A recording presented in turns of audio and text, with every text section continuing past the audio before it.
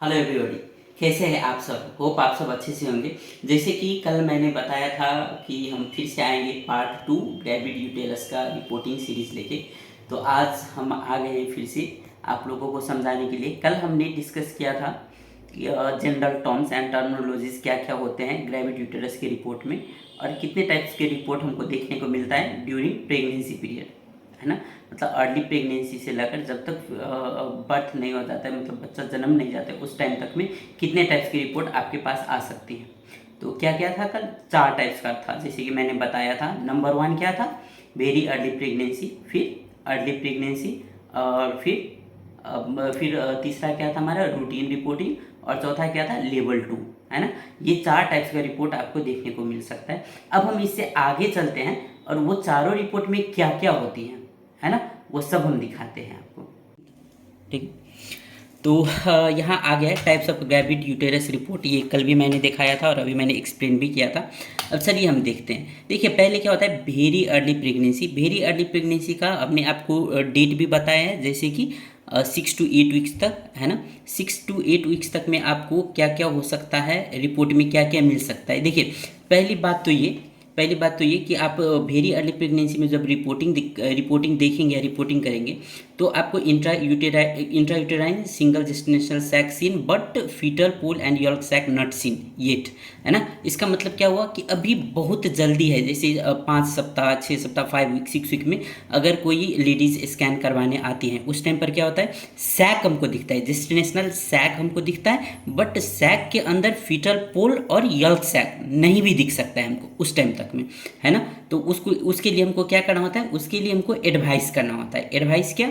Follow up scan is suggested for further evaluation. अभी क्या है? सिर्फ जेस्टेशनल सैक दिख रहा है हमको और दूसरा कुछ भी नहीं दिख रहा है। तब हम रिपोर्टिंग भी हम इसी तरीके से करते हैं। जैसे जीएस का मतलब जेस्टेशनल सैक हो गया, हम जीएस को मेजर करते हैं, और कैसे मेजर करते हैं ये हम आपको प्रैक्टिकल वीडियो में दिखाएंगे।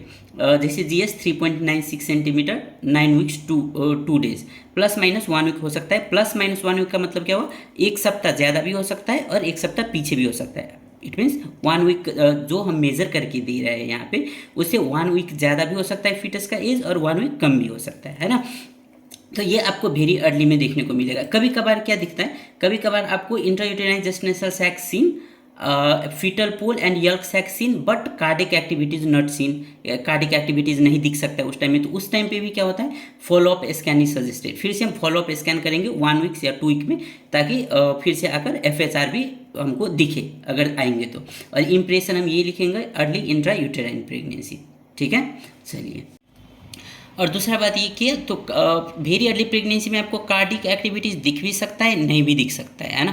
तो अगर दिखा है तो भी ठीक है, अगर नहीं दिखा है तो भी ठीक है। तो अगर कुछ भी, या तो फीटल पोल एब्सेंट है, या तो यल्क सैक एब्सेंट है, या तो कार्डिक एक्टिविटीज एब्सेंट है, वो सब आपको अर्ली प्रेगनेंसी में ही देखने को मिलेगा। अर्ली प्रेगनेंसी के अलावा और कोई भी रिपोर्ट में देखने को नहीं मिलेगा, क्योंकि अर्ली प्रेगनेंसी में ही कुछ उस टाइम तक में फीटस या एम्ब्रॉय उतना डेवलप नहीं हुआ रहता है। तो उस टाइम तक में क्या होता है? इसमें से कोई प्रॉब्लम हो सकता है। ठीक है, बाकी ये कोई प्रॉब्लम नहीं है, ऐसा रिपोर्ट आपको देखने को मिलेगा, तो इसमें घबराना नहीं है। इससे ये चीज़ फाइंड आउट करना है बस कि ये अभी वेरी अर्ली प्रेगनेंसी है। इसको फिर से 1 वीक या 2 वीक में आकर आप स्कैन करवाइए और फिर से देखिए, जब तक पेशेंट को कोई क्लिनिकल प्रॉब्लम नहीं है, जैसे कि ब्लड डिस्चार्ज होना या स्टमक पेन, ऐसा अगर ये सब कुछ भी नहीं है, तो उस टाइम तक में हमको वेट करना है। और फिर से हमको 1 या 2 वीक्स में, जनरली 2 वीक्स में हमको फॉलोअप स्कैन के लिए भेजना है पेशेंट को। ठीक है, चलिए अब हम दूसरा देखते हैं, अर्ली प्रेगनेंसी। अर्ली प्रेगनेंसी क्या होता है? Intrauterine single gestational sac, single भी हो सकता है, डबल भी हो सकता है। Single gestational sac and single embryo noted with cardiac activities, size of yolk sac is normal, myometrial echogenicity is homogeneous. अब देखिए अर्ली प्रेगनेंसी में क्या होगा? इंट्रायूटेराइन प्रेगनेंसी है, सिंगल, डबल, ट्रिपलेट जो भी है वो आप यहाँ पर नंबर देंगे। और यहाँ क्या होगा? Gestational sac and single embryo, मतलब जेस्टेशनल सैक में क्या एक ही एम्ब्रॉय दिख रहा है। जब तक अर्ली प्रेगनेंसी में, तब तक हम फीटस नहीं, एम्ब्रॉय बोलेंगे उस टाइम तक। ठीक है, बच्चा को हम क्या बोलते हैं? एम्ब्रॉय बोलेंगे अर्ली प्रेगनेंसी में। और कार्डिक एक्टिविटीज़ क्या है? नोटेड विथ कार्डिक एक्टिविटीज़, मतलब कार्डिक एक्टिविटीज़ है, मतलब बच्चा का FHR चल रहा है अभी। Size of yolk sac is normal, जो यल्क सैक, अब यल्क सैक क्या होता है वो हम आपको प्रैक्टिकल वीडियो में भी दिखाएंगे, और जब हम थ्योरी हम लॉन्ग पढ़ेंगे उस टाइम पर भी हम आपको समझाएंगे। ठीक है, तो size of yolk sac is normal, yolk sac का साइज नॉर्मल है। ठीक है, और अब जैसे कि यहाँ पर हम नोटिस कर रहे हैं कि cardiac activity एम्ब्रॉय noted with cardiac activities, ठीक है। तो कार्डिक एक्टिविटीज़ का मतलब क्या हुआ, मैंने कल बताया था FHR and cardiac activities both are same. मतलब क्या, कार्डिक एक्टिविटी मतलब धड़कन चल रहा है, मतलब FHR फीटल हार्ट रेट कितना है बच्चा का 136 BPM। BPM का मतलब क्या हुआ, बीट पर मिनट, ठीक है। ये यूनिट है, ठीक है। जैसे हम लोग के केजी में मेज़र करते हैं या ग्राम में मेज़र करते हैं या लीटर में मेज़र करते हैं, वैसे FHR हम BPM में मेज़र करते हैं। याद रखिए इस चीज़ को, 136 BPM that is beat per minute, ठीक है। अब देखिए जेस्टिनेशनल एज, आपको अर्ली प्रेगनेंसी में जेस्टिनेशनल एज किस चीज़ में मिलेगा, CRL में मिलेगा। CRL का मतलब क्या होता है, क्राउन रम्प लेंथ, ठीक है। क्राउन रम्प लेंथ मतलब क्या होता है, बच्चा का सर से लेकर पैर तक, है ना। एम्ब्रॉय का क्या करेंगे, सर से लेकर पैर तक का मेजरमेंट कर लेंगे तो हमको जेस्टिनेशनल एज आ जाएगा, जैसे 12 वीक 2 डेज। CRL का लेंथ कितना है, 58 mm है। 12 वीक 2 डेज का फीटस है, प्लस माइनस 1 वीक ज़्यादा भी हो सकता है। EDD जो भी EDD आएगा वो EDD यहाँ पर मतलब एक्सपेक्टेड डिलीवरी डेट। EDD का मतलब मैंने क्या बताया, एस्टिमेटेड डिलीवरी डेट या एक्सपेक्टेड डिलीवरी डेट, आप कुछ भी बोल सकते हैं, ठीक है। चलिए अब हम ये जो रिपोर्ट देख रहे हैं, ये लैंग्वेज यूज्ड इन रिपोर्ट है।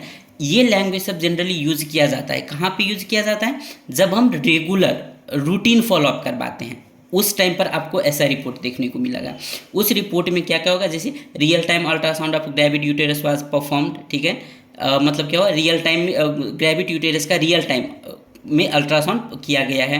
There is single live fetus, ये सिंगल भी हो सकता है, डबल भी हो सकता है। तो there is single live fetus in cephalic presentation. Cephalic presentation के मतलब मैंने कल क्या बताया था, सर नीचे पैर ऊपर, मतलब सर कहाँ, भेजिना की तरफ, है ना, वेजिना की तरफ, सर्विक्स की तरफ, और पैर कहाँ, ऊपर, पेट की तरफ। ये पोजीशन को हम क्या बोलेंगे, सिफेलिक प्रेजेंटेशन या ब्रीज प्रेजेंटेशन या ट्रांसवर्स प्रेजेंटेशन, जो भी है वो हम यहाँ पर दर्शाएंगे, ठीक है। The fetus shows normal cardiac activities and motion. इसका मतलब क्या है, बच्चा का जो कार्डिक एक्टिविटीज़ है वो नॉर्मल है, नहीं तो ट्रैकिकार्डिया भी नहीं है, ब्राइकार्डिया भी नहीं है, मतलब धड़कन जो है तेज़ भी नहीं है, धड़कन ज़्यादा भी नहीं है। अगर तेज़ है तो यहाँ पर लिखना पड़ता है, और धड़कन कम है तो भी यहाँ पर लिखना पड़ता है, बट नॉर्मल है तो normal. Posterior placenta grade 2 well of internal OS, ठीक है। अब पोस्टीरियर प्लासेंटा का पोजीशन क्या हो सकता है, जैसे कल मैंने बताया था, एंटीरियर भी हो सकता है, पोस्टीरियर भी हो सकता है, लो लाइंग भी हो सकता है ना। जो भी प्रेजेंटेशन आप देखते हैं वो प्रेजेंटेशन आपको यहाँ पर देखना होगा। और ग्रेड प्लासेंटा का ग्रेड कितना ग्रेड तक होता है प्लासेंटा, ये चीज़ अब हम डिटेल जब हम पढ़ेंगे थ्योरी वहाँ पर भी हम बताएंगे, पर जनरली हम आपको बता देते हैं। प्लासेंटा का ग्रेडिंग जो है वो 0 से लेकर 3 तक होता है। 0 ग्रेड प्लासेंटा किस टाइम पर होता है, 1 ग्रेड किस टाइम पर होते हैं, 2 ग्रेड किस टाइम पर होते हैं, 3 ग्रेड किस टाइम, वो डिटेल हम थ्योरी में हम पढ़ेंगे, ठीक है। अभी बस आप सब इतना जान लीजिए कि प्लासेंटा का जो ग्रेडिंग है वो 0 से लेकर 3 तक होता है, ठीक है। अब एमनियोटिक फ्लूइड, AFI जो मैंने कल आप लोगों को बताया था, AFI क्या होता है, एमनियोटिक फ्लूइड इंडेक्स, मतलब एमनियोटिक सैक। अब बच्चा क्या होता है, एक थैली में बंद रहता है, उस थैली को हम क्या बोलते हैं, एमनियोटिक सैक बोलते हैं। और उस थैली में जिस थैली में बच्चा पैक रहता है उसमें जो फ्लूइड होता है, उस फ्लूइड को हम क्या बोलते हैं, एमनियोटिक फ्लूइड बोलते हैं। और एमनियोटिक फ्लूइड का वॉल्यूम कितना है, यहाँ पर मेज़र करके भी दिया जाता है, like 9 centimetre, 10 centimetre, 12 centimetre, 15 centimetre, जितना भी है उतना यहाँ दिया जाता है। तो नॉर्मल है या एबनॉर्मल है, जैसे हम क्या बताए थे, ओलिगोहाइड्रोमाइनस पॉलीहाइड्रोमाइनस है ना, ओलिगोहाइड्रोमाइनस और पॉलीहाइड्रोमाइनस की कंडीशन में है, तो यहाँ पर वो लिखना पड़ता है कि फ्लूइड लेवल जितना है उतना मेजर देंगे। सजेस्टिव किस चीज़ का सजेस्टिव, ओलिगोहाइड्रोमाइनस है कि पॉलीहाइड्रोमाइनस है, ठीक है। कॉर्ड एनाटॉमी इज नॉर्मल, बच्चा का जो कॉर्ड है, अम्बलाइकल कॉर्ड हम जिसको बोलते हैं, कॉर्ड एनाटॉमी क्या है, मतलब कॉर्ड ठीक है या कॉर्ड में कोई प्रॉब्लम है, कोई पैथोलॉजी फाइंड आउट हुआ है या क्या है। Internal OS is close, cervix जो है वो क्या है, अभी ओपन हुआ है, जिसको जनरली आप जो देखेंगे तो जनरल लैंग्वेज में इसको हम क्या बोलते हैं, प्रीवेजाइनल भी बोलते हैं, 1 फिंगर 2 फिंगर 3 फिंगर करके जो हम देखते हैं। उस कंडीशन में जब बच्चा होने वाला रहता है तो आप लोग सुन रहे होंगे कि वो 1 फिंगर मुंह खुला है, 2 फिंगर मुंह खुला है, तो ऐसा है the internal OS is close. इतना चीज़ आपको देखने को मिलेगा। और इसके नीचे आपको देखने को मिलेगा ये सब रूटीन टेस्ट में FHR आपको देखने को मिलेगा। FHR मतलब क्या हो गया, फीटल हार्ट रेट। BPD का मतलब मैंने कल क्या बताया था, बाईपैराइटल डायमीटर, है ना। HC का मतलब क्या हो गया, हेड सरकमफ्रेंस, AC का मतलब क्या हुआ, एब्डोमेन सरकमफ्रेंस, FL का मतलब क्या हुआ, फ्यूमर लेंथ, जेस्टिनेशनल एज जिसको हम शॉर्ट फॉर्म में GA भी कह सकते हैं, EDD का मतलब क्या हुआ, एक्सपेक्टेड डिलीवरी डेट या एस्टिमेटेड डिलीवरी डेट, या फीटल वेट, या इसको हम FW भी बोल सकते हैं, जिसको फीटल वेट या FW हम बोल सकते हैं इसको, ठीक है। तो इतना चीज़ आपको जनरली देखने को मिलेगा आपको रिपोर्ट में, ये रूटीन टेस्ट का रिपोर्ट में, ठीक है। जैसे अभी हम आपको क्या क्या एक्सप्लेन कर दिए, वेरी अर्ली प्रेगनेंसी का रिपोर्ट कैसा होता है, अर्ली प्रेगनेंसी का रिपोर्ट कैसा होता है, और ये जो अभी आप लोग स्क्रीन पे देख रहे हैं ये रिपोर्ट जो है ये रूटीन, जैसे कि आपको 12 वीक या 13 वीक या 14 वीक से लेकर 36 वीक तक इतना चीज़ आपको देखने को मिलता है, ठीक है। अब इम्प्रेशन, जनरली इम्प्रेशन आपको ऐसे देखने को मिलेगा, अगर वेरी अर्ली प्रेगनेंसी है तो आपको early intrauterine pregnancy with 6+ week, या 6+ वीक है, या 7+ वीक है, या 5+ वीक है, जो भी होगा ये यहाँ पर देगा। अर्ली, और सेकेंड में जब अर्ली प्रेगनेंसी, ये क्या हो गया, वेरी अर्ली प्रेगनेंसी का, और क्या देंगे, early intrauterine pregnancy of 10 weeks या 12 वीक्स, है ना, जितना भी है उतना हम देंगे अर्ली प्रेगनेंसी में। और रूटीन में कैसा होता है, सिंगल लाइफ फीटस इंसेफेलिक प्रेजेंटेशन, या जो भी प्रेजेंटेशन है विथ GA का मतलब क्या होता है, gestational age, GA 37 week 3 days +- 2 week, मतलब 2 सप्ताह ऊपर भी हो सकता है, 2 सप्ताह नीचे भी हो सकता है। जनरली इतना देखने को मिलेगा, इससे ज़्यादा भी हो सकता है कुछ, अगर कुछ फाइंडिंग्स मिलता है तो वो फाइंडिंग भी हो सकता है, पर अभी हम आपको फाइंडिंग नहीं पढ़ा रहे हैं। फाइंडिंग के लिए हम दूसरा थ्योरी पोर्शन में हम पढ़ेंगे कि ग्रेविड यूटेरस में क्या क्या फाइंडिंग मिलता है, या फीटस में क्या क्या फाइंडिंग मिल सकती है, क्या क्या एबनॉर्मलिटी मिलती है, ये सब हम पढ़ेंगे कहाँ पे, जब हम फीटस का एनाटॉमी पढ़ेंगे, या जब हम केस स्टडी पढ़ेंगे उस टाइम पे हम सारा बताएंगे हम आपको पैथोलॉजीज एंड फाइंडिंग सब, ठीक है। तो होप अच्छा लग रहा होगा ये वीडियो, आज हम रिपोर्टिंग पार्ट कंप्लीट कर लिए हैं। अगर आपको अच्छा लग रहा है तो भी, अगर अच्छा नहीं लग रहा है तो भी आपको सब जब हमको बताएंगे नहीं तो हमको कैसे पता चलेगा, तो आप लोग लाइक शेयर एंड सब्सक्राइब कीजिए, और कमेंट बॉक्स में बताइए आपको मेरा बनाया हुआ वीडियो आप समझ पा रहे हैं या नहीं समझ पा रहे हैं। और ऐसे ही आप मेरे चैनल देखते रहिए, फेसबुक पेज पर देखते रहिए, और USC का नॉलेज लेते रहिए। Thank you so much.